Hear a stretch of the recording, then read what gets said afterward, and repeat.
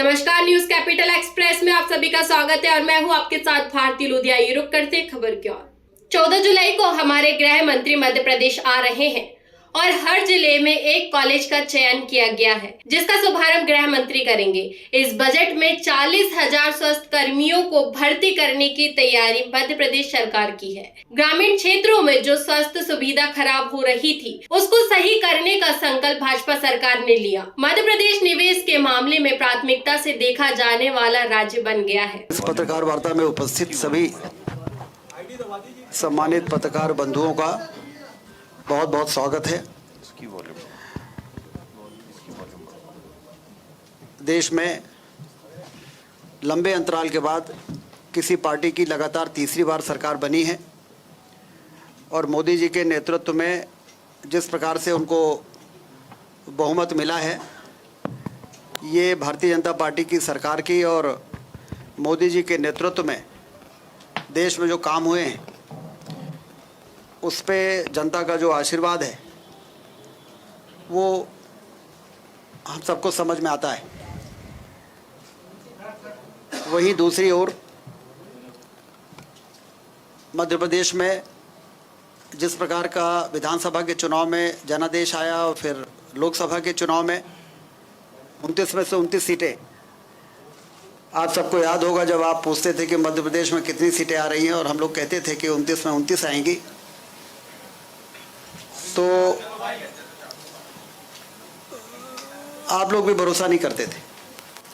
लेकिन हम लोगों को इस बात का भरोसा था कि ज़मीन में जिस प्रकार से केंद्र सरकार की योजनाएं, राज्य सरकार की योजनाओं ने लोगों के दिल और दिमाग में सुशासन जो भारतीय जनता पार्टी का रहा है, उससे जो एक विश्वास पैदा किया है, उससे निश्चित रूप से हम सबको आशीर्वाद मिलेगा।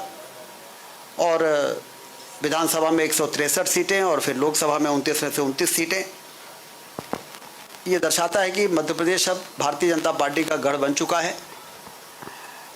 अभी मध्य प्रदेश की सरकार ने, डॉक्टर मोहन यादव जी की सरकार ने जो बजट प्रस्तुत किया और जो पारित हुआ है, उसमें 3,65,000 करोड़ का बजट पिछले बजट से 16% ज़्यादा इस संकल्प के साथ पारित हुआ है कि आने वाले 5 वर्षों में हम मध्य प्रदेश की बजट की साइज़ को बढ़ाकर दोगुना करेंगे।